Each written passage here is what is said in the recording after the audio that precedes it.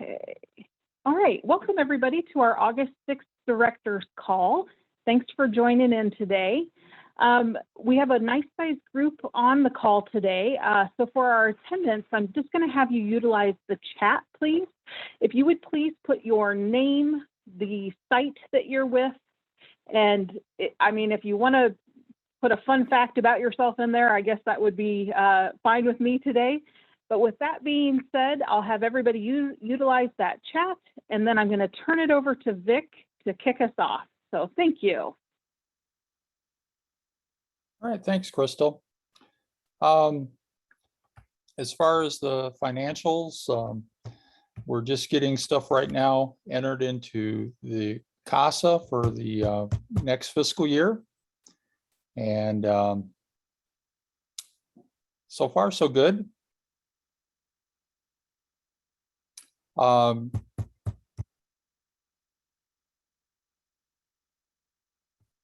Then I guess we can move into the PowerPoint. Do I have the ability to share the screen? Yes, I do. Wonderful. You should. Yeah, let me go ahead and stop sharing so you can do that, Vic. And yeah, so it sounds like Vic has some lovely updates for us from the U.S. Department of Education. So enjoy, everyone. Well, this is more than just the U.S. Department of Education. I put everything in there, kind of dumped it all in. This is from one of those state meetings talking about renewability of awards.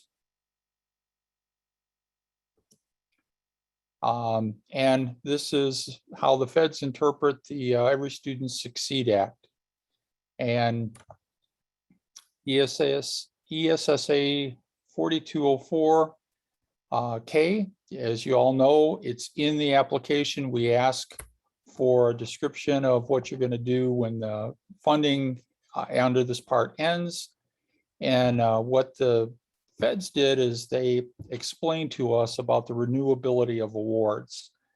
And basically the state educational agency, that's us at IODE, may renew a subgrant under this act based upon the eligible entity's performance during the preceding grant period.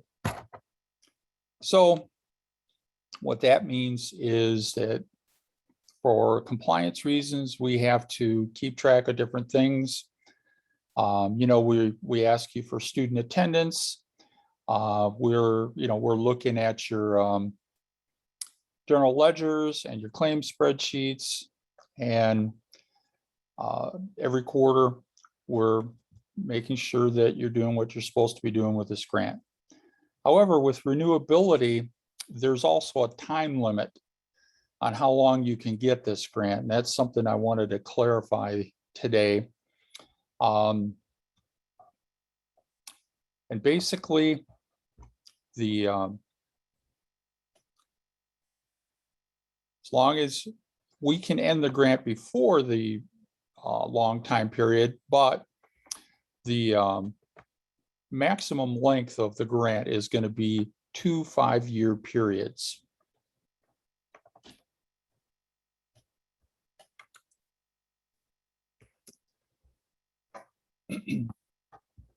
So let me move this little box out of the way. There we go. So according to the feds, we can renew the grants one time. And that means that your 5-year grant can be renewed one additional time, not to exceed a total of 10 years. And that's a lot of time. And during that time, there's an expectation that you're going to develop community support.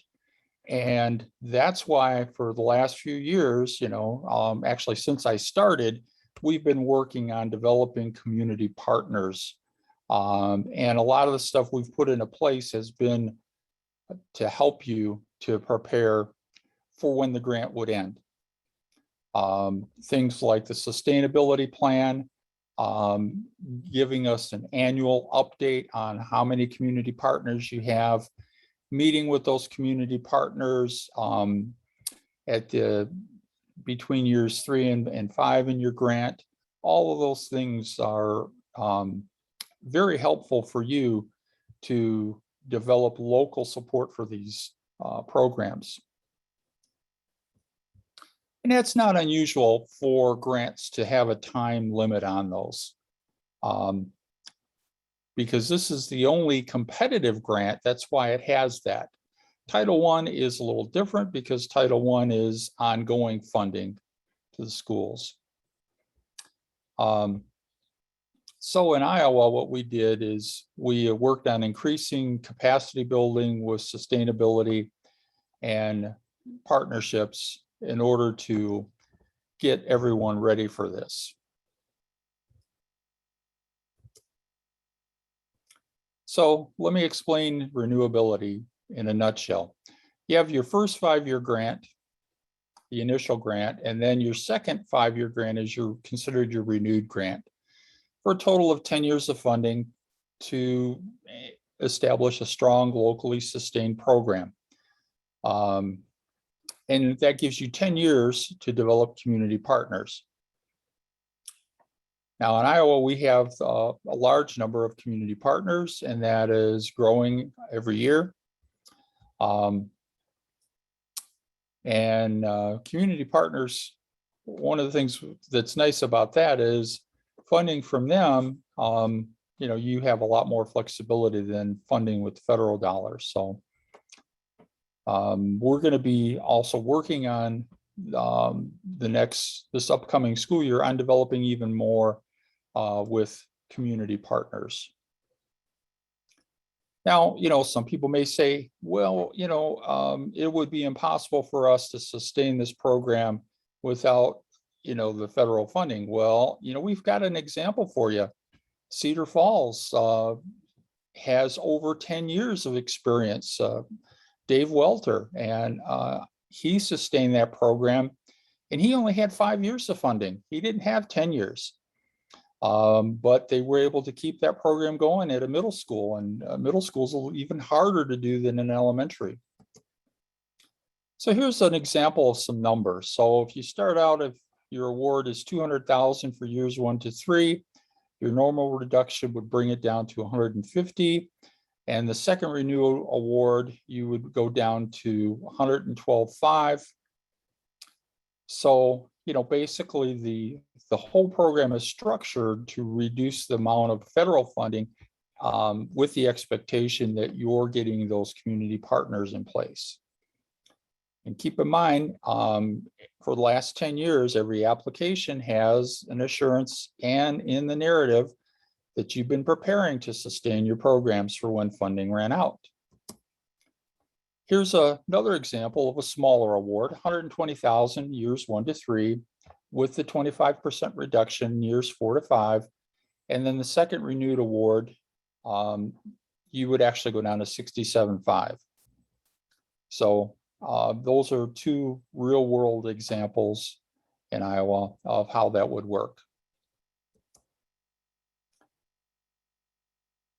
So these are some things that the feds want us to do, establish, clear guidance and processes, and provide the justifications. And I think we've been doing a pretty good job with that. Here's another thing in the ESSA that we can require any information and insurances that are considered reasonable. And the things we've been asking for have been free and reduced lunch numbers, number of kids being served, your attendance, a list of community partners, and the in-kind contribution and the sustainability template, all designed, to help you long-term.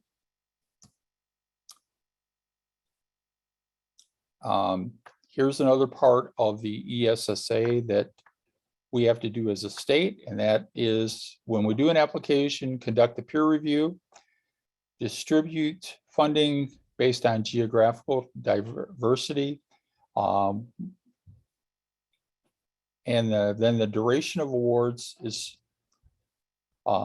somewhere between 3 years and not more than 5, and then the amount of awards. We cannot provide an award that's less than 50,000.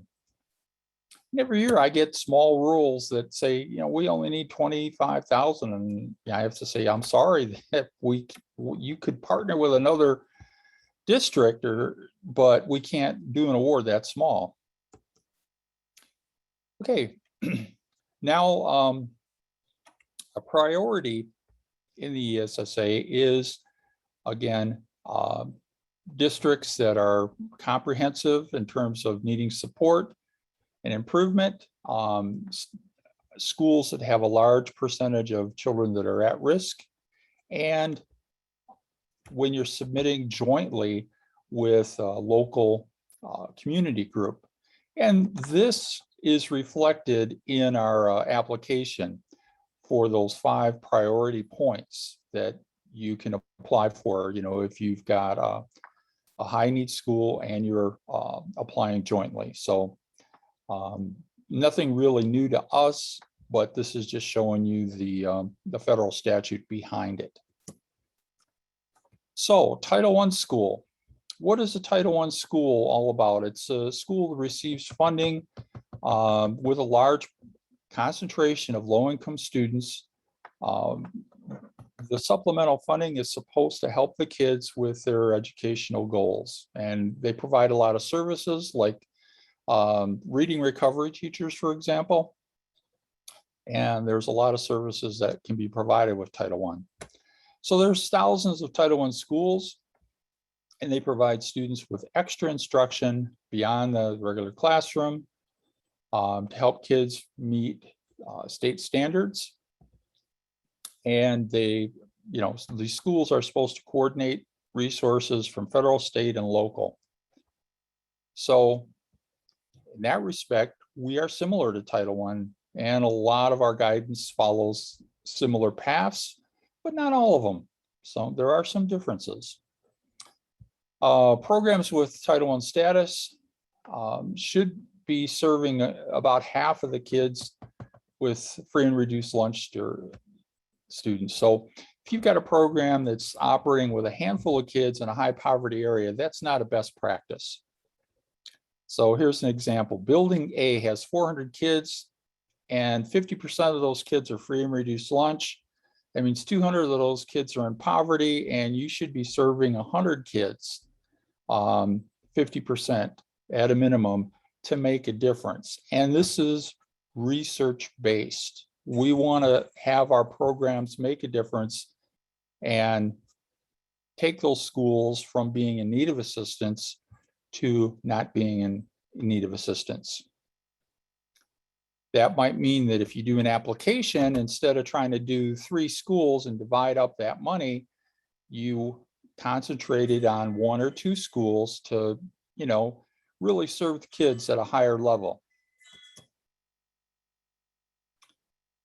Okay, here's another thing that we have to do as a state. We have to review the resources and programs and coordinate plans with all the resources that are available. We have to monitor activities, provide technical assistance, and provide for equitable access for all students.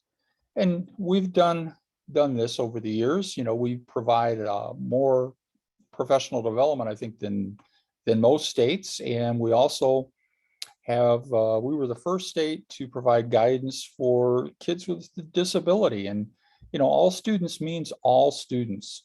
So, and that's a good thing, especially if you're a kid. State activities. As part of what we have to do as a state, we have to monitor and evaluate programs. We have to provide capacity building, training, and technical assistance. And we have to conduct a comprehensive evaluation of the programs. And we do this every year. And, we include all of our programs in our state evaluation after we collect those.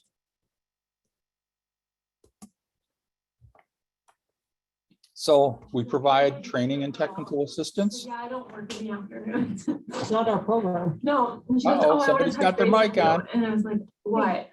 And And then she's Sorry, like, folks. well, what are your We ask you AmeriCorps? Like, not my AmeriCorps. Like, But actually, Our technically, yeah. want to be a AmeriCorps. But she like always would be like, yeah, it was Kenise. Well, Kenise ordered food, and I was like, Sorry. I was trying to find the person, Vic. I couldn't get him. Okay. So, we want to make sure that people that are running programs have partners within their community. And, we are doing all of these things as far as what we're required to be doing with state activities.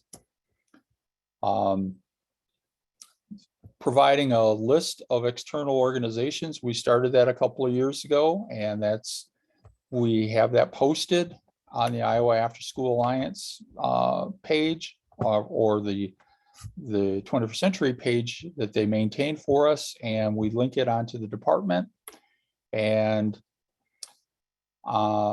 we also need to be working with teachers, principals, parents, your local community, and other stakeholders. And we do this through, number one, our statewide committees and our local advisory groups. So at the local level, you may have, say, somebody from the city or from a local agencies in your community on your advisory groups. And then you can take that information and share that with the committees. And our committees are actually working to develop policies that are for Iowa for the after school program. And that's a good thing. It takes a little time, but we're working in the right direction.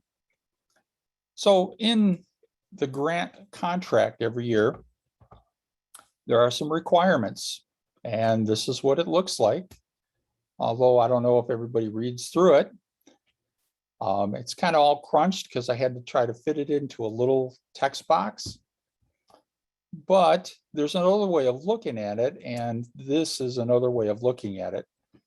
So performance monitoring means, there's an annual review of you as a grantee. We have the attendance requirements that are listed.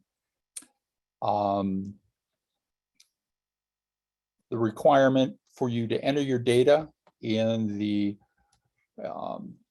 APR reporting system. And let me remind you that right now there's a window open for you to enter data. So don't forget about that. I'll be sending out an email on that probably next week. There's an evaluation that you submit to us, and then there's also an external state evaluation. Your role in that is there may be a data question that you get an email from our evaluators that you need to respond to. Maybe there was, a question of two different sets of numbers that don't add up, and we need to clarify which is the correct one. We have best practice site visits from the Iowa After School Alliance, and those are designed to help you with your PD needs, helping you with your sustainability form, working with local partners. And then there's the Department of Education site visits that, all of our site visits have been on hold, but I'm hopeful we can get back to normal by the fall. So I'm anxious to get back into schools and start seeing kids again. Then we have our quarterly budget submissions, in the CASA system, and those are reviewed. Every time you send them in, there you have your claim spreadsheet with the attendance, and you've got your general ledger. Then there's an end of the year online report that the Alliance does as a survey that you participate in. There's monthly webinars for PD for you. And we require you to participate in our workshops, conferences, and committees and respond to requests for information in a reasonable amount of time. And then also we put in the contract that failure to meet performance will impact renewability for future years. So that's in your contract. And then also I wanted to remind everyone about, collecting fees from parents. It's considered program income. And that's also on your claim spreadsheet. If you are collecting fees, you need to list that on your claim spreadsheet. Okay, any questions? I apologize for this being dry, but this is a federal statute. And, I want to make sure that you guys are aware that all the things that we do are governed by those federal statutes. And I do try to clarify them as best as I can. So if you have questions, please feel free to unmute and ask those now. Or put you it can in the drop those chat. questions, or questions can be put in the chat, yeah. So. And Vic, I have a Vic, question. Okay. go ahead, Beth.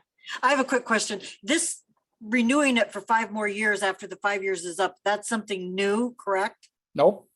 Okay, Well, it was clarified with E ESSA. okay. Because I know we're ending our 5 years of this grant. I was just wondering what the requirements are to get the other 5 years. Well, I think you've already had 2 5-year periods. We Depends on might the have. school. Okay, we might have. I'll have to look. Email me Thank you. and I'll check the records because I have that. I have records on everyone. And Okay. Here's another thing, another tip. We now have online a searchable database. So we have all of your grants that you may have applied for. It's all public information. And now we have it online. You can search, by your district name and bring up the grants that you've had. That's been very helpful for research. And I shared with you a research document that is really good about explaining the effectiveness of after-school programs. And we had more data than any other state when they did the national poll, and they had like these college student workers doing it, and they missed a couple of things. And I don't know if they went back and did and pulled the data again, but we've been consistent on having all that information available online, which has been instrumental in keeping us funding over the years. They've tried to cut us several times, but we have had the data that says, hey, this program is helping kids big time.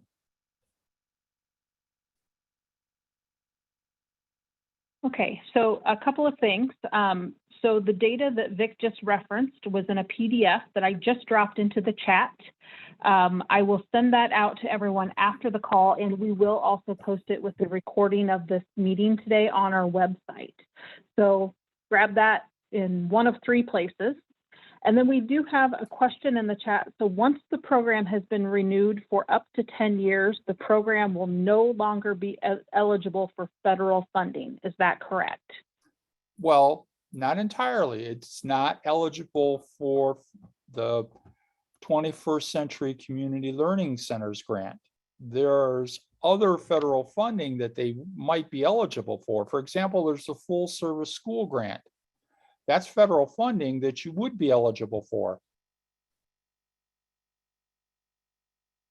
Okay, Vic, we have another question, but it was sent privately to me. The question is, could we serve 2 schools for 10 years and then another 2 schools for an additional 10 years?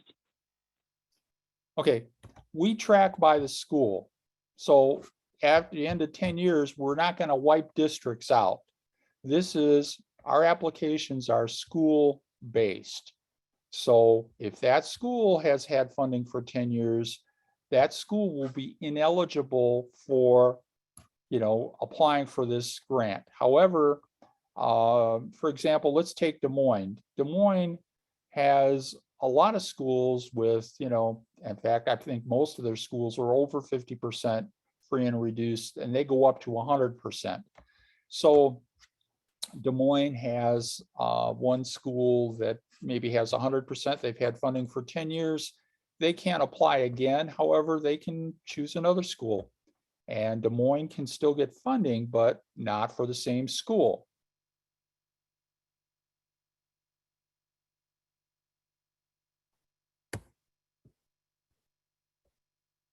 Okay, so the question is if you've had, again, a clarification, you've had the grant for 5 years, can that site apply for a second 5-year grant? Yes, yes. Keep in mind, you can get 2 5-year terms, and here's where it gets maybe a little bit complicated.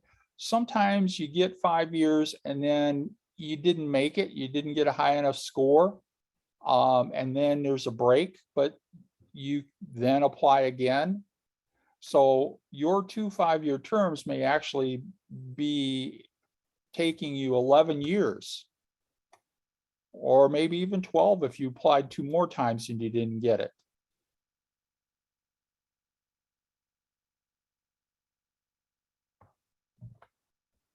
Okay, I don't see any other questions right now in the chat.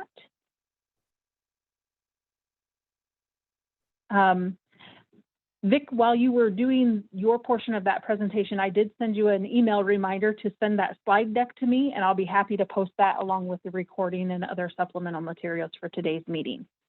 No problem. All right. Okay, I'm going to go ahead. Okay, we have a question from John here. He says, when will the full service grant window open up?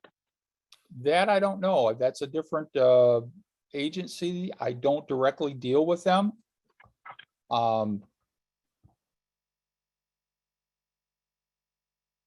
Okay. John, I don't know that information readily either. I'm sure a quick Google search might be able to help you out there. So, okay, sorry. Did I miss a question again? Okay, thank you for that. I appreciate that, Emily. Again, another clarification. So once the 5 years is up, we must reapply for the grant period or email Vic for another 5 years. Well, you can't just email me and get another 5 years. You've got to go through that application process.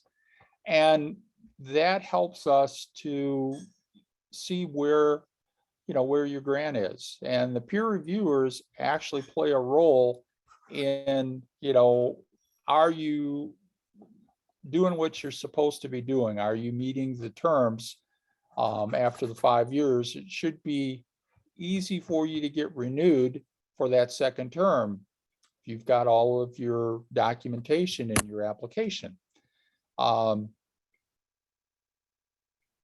So you are eligible for 2 5-year terms. Okay. Check the chat here. Which cohorts are affected by renewability? Well, all cohorts are affected. However, keep in mind, we're going by school. So, we've got records of what schools had funding.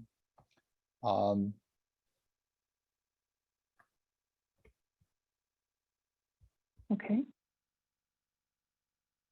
And then we have another question. So the second 5 years of funding has to be at the level of the 5th year funding of the first round, correct? Well, in most cases, yes. However, sometimes there's exceptions. I mean, you may get a school that had a large percentage of kids with disabilities, and then they come into the program school.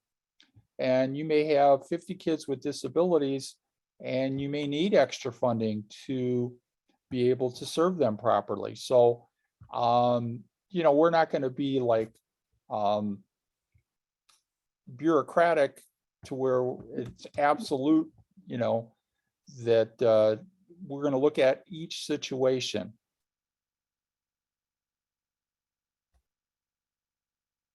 Okay. Any other questions, folks?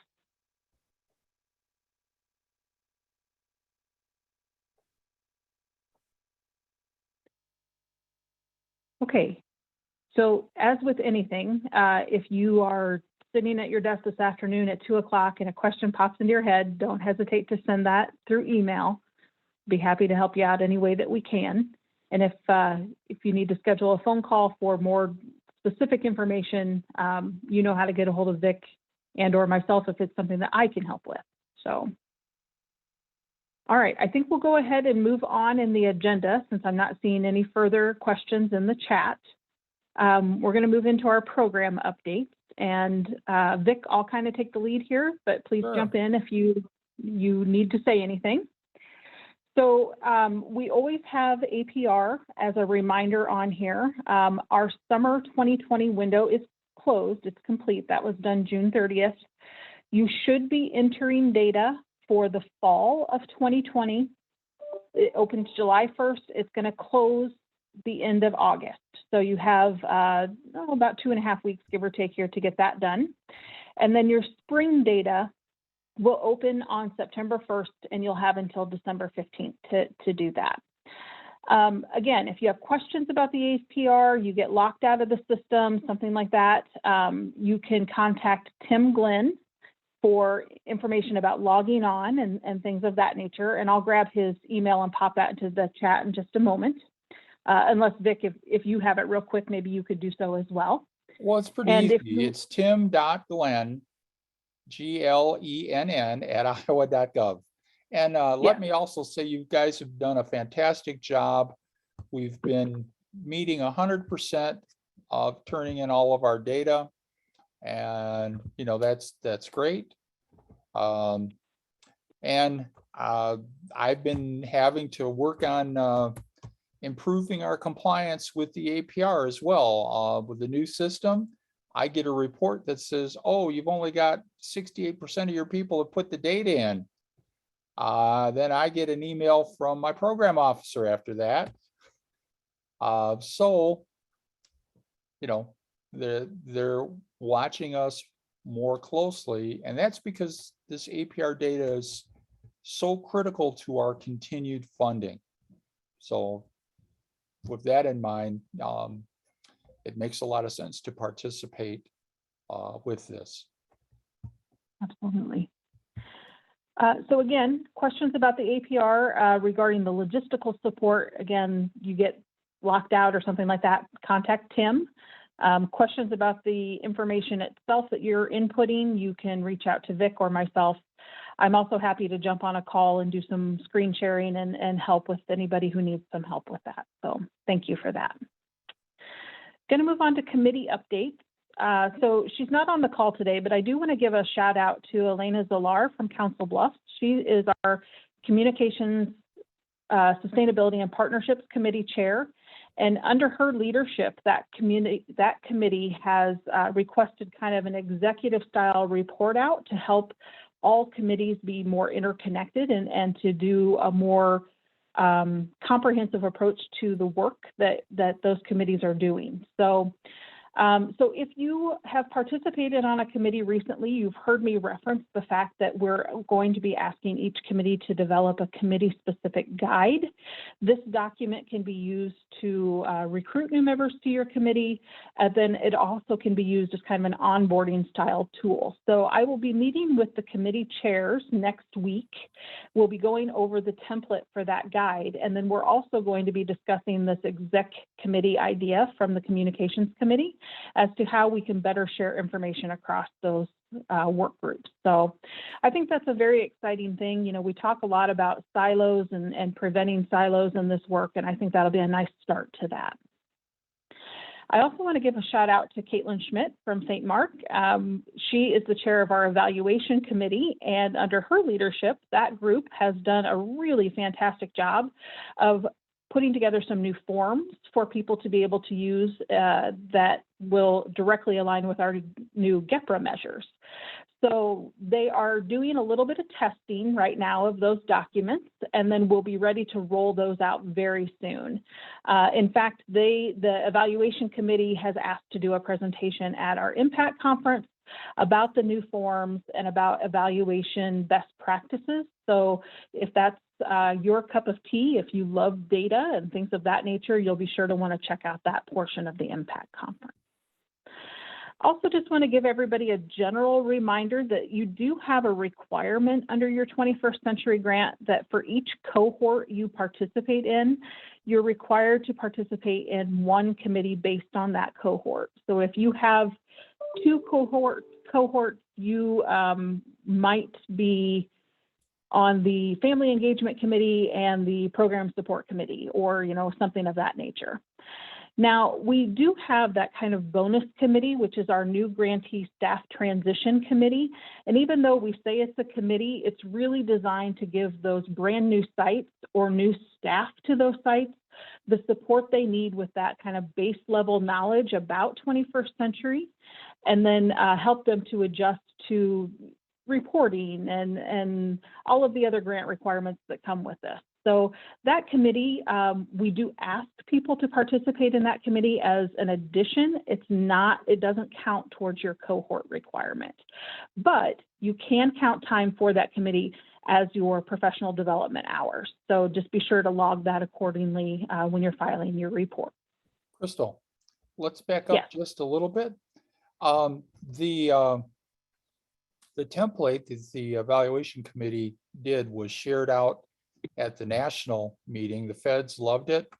And there's a document that I created about understanding FERPA for your district data person, and it contains all the new GEPRA measures. So I think we've already shared that out, the FERPA document, but that may be something to share out with the directors again, along with that template.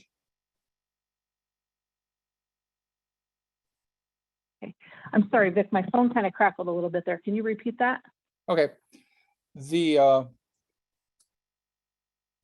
template that the evaluation committee, we should share that out along with the document about the FERPA, because the FERPA document also lists each one of those new GEPRA measures in a way that makes it easy for your data person to be able to start getting those reports ready. And we want to give it to them as early as possible. Right. And yes, that will be the plan, Vic. Again, we'll just want to confirm that the committee has done their testing of that template, that document first, so that we have the bugs worked out, and then we'll absolutely get everything sent out. And of course, it will live on our website for anybody to access at any given time. Okay. Well, you can send out that FERPA document because that doesn't need to be tested. Okay. Yeah, I'm happy to do that. So, and again, that FERPA document also lives on our website right now. So we'll go ahead and I'll grab that and drop it into the chat and share it out as well. So thank you. So the next thing that I wanted to just share with the group and maybe get some people's opinions on is every year we put together a best practice schedule for our webinar series. These are the calls that are held monthly on the fourth Tuesday of the month. The list of topics is generated in a twofold way. The first is through anecdotal evidence as provided when I just have conversations with everybody. If I'm seeing trends that a couple of people have asked me about X, Y, and Z, we do try to build that into a best practice webinar.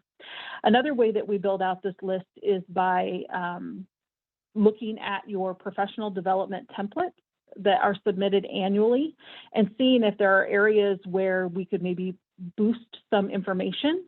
And then, of course, the third way is just if something new and inventive and creative, or if somebody is really excelling at something and we want to highlight you as a site, that we would do that then. So this is the document that we have put together for this year. And again, right out of the gate, we did not have a call in July because July is a tough month. People are on vacations and things like that. Our August best practice webinar, Heidi Brown and her team over at the Des Moines Public Schools has a really great chess club. So we'd like to have them present on that. These other sites and topics are not set in stone yet. And if you see your name in this particular column, it's because we did some brainstorming and are considering reaching out to you for this. So please don't panic. More information will be coming from that. So also, if you feel like you could address any of these topics, please, please, please reach back out to me. Would love to have you guys be actively presenting on these calls.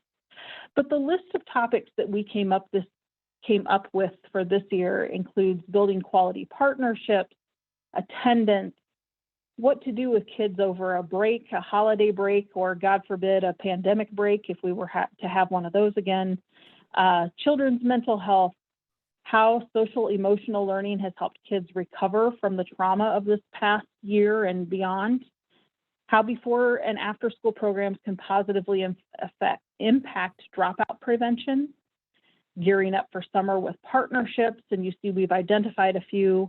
Again, we have some relationship building that could potentially involve some Search Institute type of information there. And again, just a few bullets here. So I guess I would like to just maybe pick your brains a little bit more to see if there are additional topics, or again, if you're like, oh man, I could talk about attendance all day long, pick me, you know? So I'll kind of pause for a moment and give you a chance to digest this list. And I did send this out with the agenda, so hopefully you have it on your desktop and can do some thinking outside of this meeting as well. But just looking for immediate feedback whenever you're ready. Hey, Crystal, we collect the PD forms from everyone. And that helps us so that we're not duplicating the same PD that you're already doing locally. But on that form, if there's something you really need, you can write it on the form for us so that we're aware. Because, you know, a lot of PD comes through discussions on committees, but you can also make suggestions on that PD form as well. So we want to provide a lot of opportunities for you to tell us what you need and have those communication lines open. Yeah, that was the annual PD report that I referenced that Vic just reiterated there. So, all right. Again, I have a couple of direct messages from people who are perhaps interested in helping me out there, and I think that's wonderful. So just keep that coming. Any other thoughts from people today? Like, do you feel like this is a good lineup? Would you want to change things? Do you think there's any redundancy here? Any other topics you'd like to see? Beth, I'm appreciating your face right now because you look very, very deep in thought. Thank you, Barb. She says she thinks this list looks great.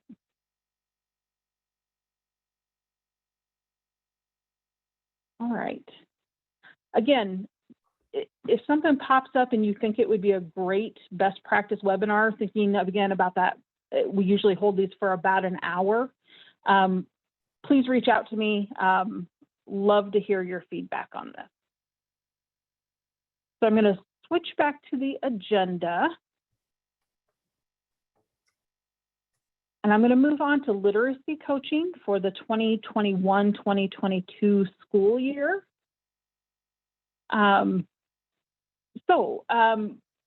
We understand completely that the pandemic, it was just a weird time for all of us, right? And we also know that youth involved in your programs did and will continue to see some additional delays or setbacks when it comes to their academic performance. But in thinking about our literacy coaching moving forward for this school year, we have identified 5 sites who had less than 50% achievement in their literacy coaching scores according to their local evaluation document. I have reached out to those sites and asked them to participate in this literacy coaching support. It will be a combination of virtual and the possibility of in-person, pending the world we live in. Teresa Slaughter is our literacy coach, and she does a really nice job of getting sites and staff to think about ways to incorporate literacy improvements into those daily interactions. So if you have a formal literacy camp, enrichment, whatever, in your after-school program, that is fantastic. She would also like you to think about how you can incorporate it into perhaps the physical fitness time, or how you can incorporate literacy into STEM, or how you can incorporate it into your SEL time, or things of that nature. So with that being said, if you received an email from me on behalf of Vic, we are asking that you participate in this program. We also just want to generally open it up for anybody else who might be interested in joining. If that is you, if you are thinking to yourself, yeah, I have some new staff, or my staff is really struggling with ways to incorporate literacy into those daily exercises, please reach out to me and I'll be happy to put you on the list, and we'll get you some services in some way, shape, or form that meets your needs. The other thing I want to casually mention with the literacy coaching this year is sometime immediately after the new year, we will be also offering kind of a bonus or a booster session specifically for middle school and high school literacy intervention.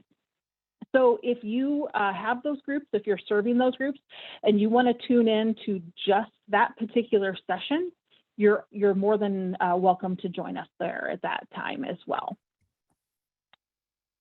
Okay.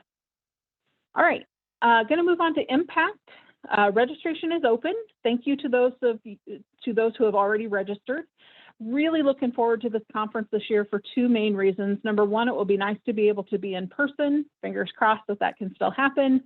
And then second of all, just want to say that I personally feel like the lineup of presentations is one of the best that we've had in the past however many years. I, of course, attended Impact as a grantee.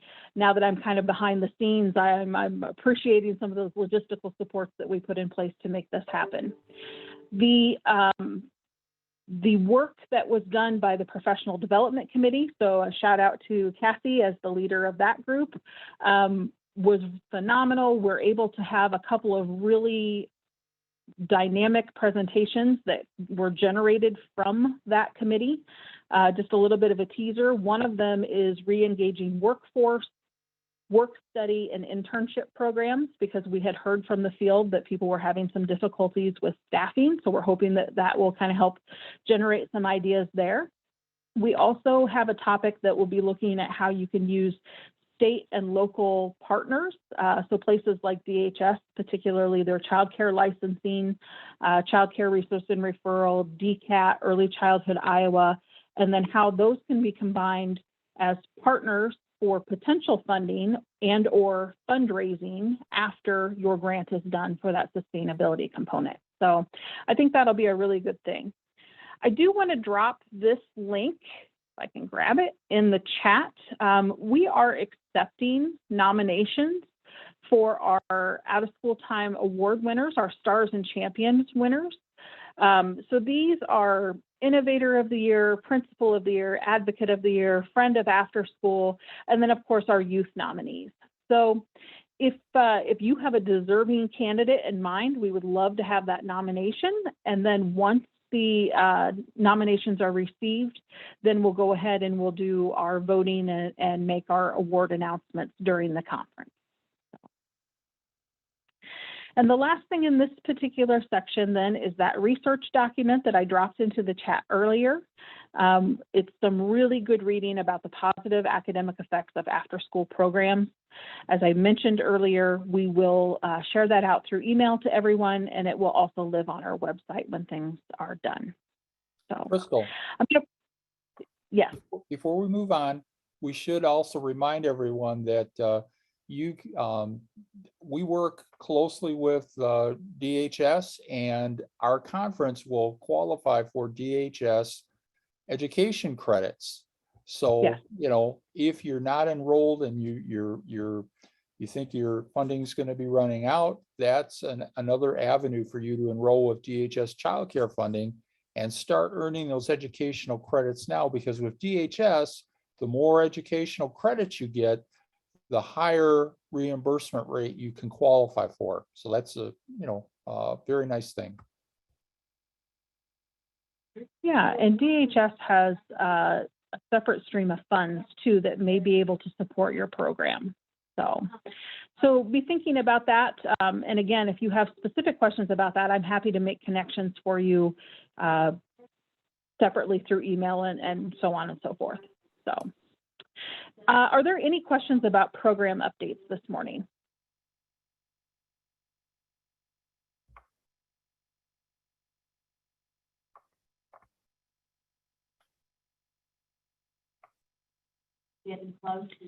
Okay, so not hearing any, I do want to go on to RFA, and thinking about our time, it looks like we have about 8 minutes left, so I do want to be respectful of time.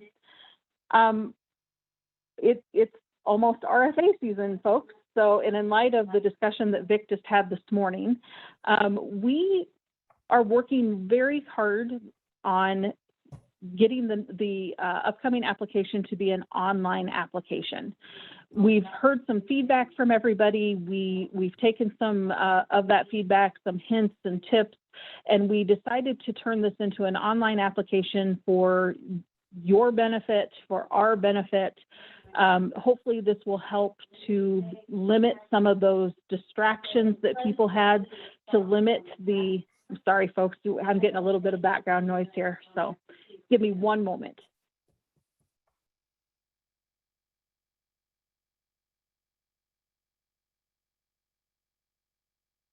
All right, so sorry about that.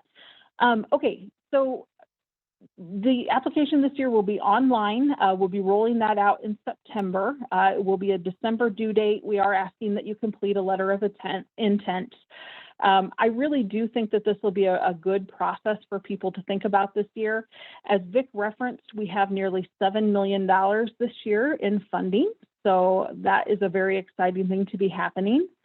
Vic, what else do you want to say or add to regarding the RFA discussion this morning? Well, it's our hope to be able to put everything online. And we've learned a few lessons over the years from things that didn't work. So it's not going to be entirely that you have to squeeze everything into a text box. There's going to be some things you're going to need to upload. For example, those assurance documents, your MOUs, those will be things you will upload in the application process. So we're spending some time to try to make this work. And of course, we might have a few glitches the first time, but we'll try to make it better. And we always try to make our application a little easier to understand every year, and try not to overburden you with all the regulations. So I want to encourage everyone to apply, because this is a really good way to start an after-school program and serve those at-risk kids who need the extra help to succeed.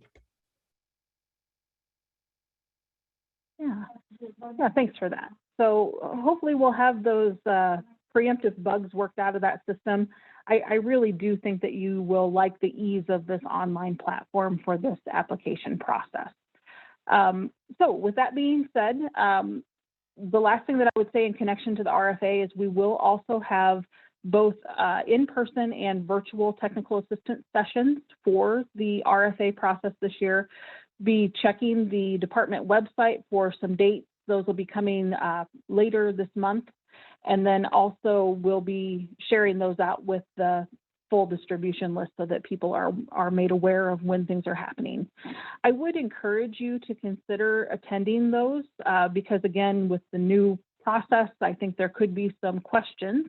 And then I think anytime there's an RFA technical support session, it's just a good practice to attend one or multiple of those, depending upon how you feel. So. All right. One other thing, we may only have the Impact Conference as the face-to-face technical assistance session. The other ones may all be virtual, but that's not set in stone yet. I do like to do some face-to-face ones as well. So we'll have to see what happens. A lot of variables in the air, so cross your fingers. We're getting very good with variables now, so.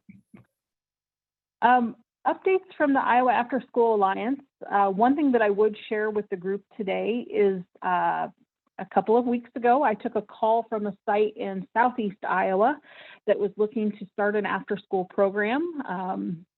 Did some direct immediate assistance for them. They're also considering applying for a 21st Century Grant. That led to additional conversation in which it was indicated that there were maybe another 6 or 7 schools in the Southeast Iowa area that were also considering applying for funding and or starting up programs. So I will be doing a regional presentation on August 18th. I'll be spending the morning in Mount Pleasant and the afternoon in Burlington. If you are in that area, or if you have people in that area who are friends at other districts or community-based organizations that are looking to start out of school time programs, let me know. I'm happy to send a direct invitation to them so that they can join us for that. I think we can all probably agree that, again, this pandemic has had some effects on our kids. And we know that, according to the document that Vic just shared out with us, that after school can really make a difference in the lives of children. And if we can make a positive impact for Iowa kids, we want to be able to do that. If there's interest in other quadrants of the state that you would also like to have myself or any other member of the Iowa After School Alliance team come out and provide a presentation, just please reach out to me and let me know that, and we'll go ahead and work from there. So. Emily or Brittany, if you are still on the call and have any other updates from the Alliance, I'll just ask you to unmute and speak up now. No updates from me. Okay. So the only other thing that I had today, and then I'll turn it over to Vic to close, is that just that friendly reminder that we do record these meetings, and all meeting materials can be found on our website there with that director's meeting link. So if you missed something, you need to go back and review something, you can certainly do that. And as always, myself, the other members of the Alliance team, and Vic, we're all here for you. So Vic, anything that you'd like to say in closing? Yes, keep in mind that the children have really suffered over this pandemic. We're going to see that their academic levels have dropped considerably. And keep in mind, as we go back to normal, you all have a lot of extra money from the carryover. So one way to spend down that extra money is to offer additional support for the children. I'm going to suggest that you consider Saturday school. You can pay a staff member time and a half to do a Saturday school because we need to really help these kids. So keep that in mind as we move forward. I know it's hard to get staff, but maybe that's a way of also providing additional hours. And maybe you might have some people that were part-time that you could put full-time doing some extra things for kids this year.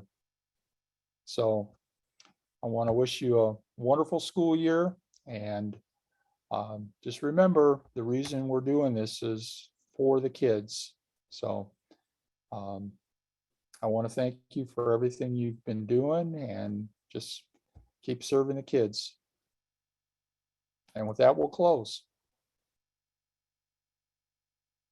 All right. Thank you, everyone. Have a great day. I'm going to go ahead and stop the recording.